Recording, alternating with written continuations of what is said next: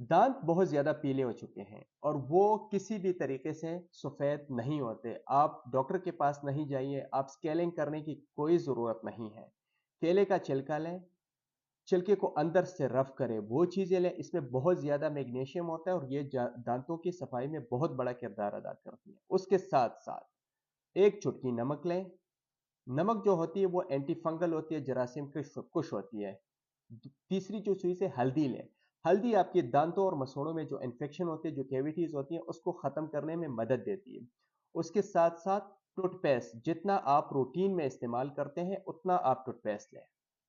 हल्का सा ब्रश करें 3 से 4 मिनट। दांतों के हर साइड, फ्रंट बैक ऊपर नीचे, हर साइड से आपने हर एंगल से हल्का सा ब्रश कर देना है।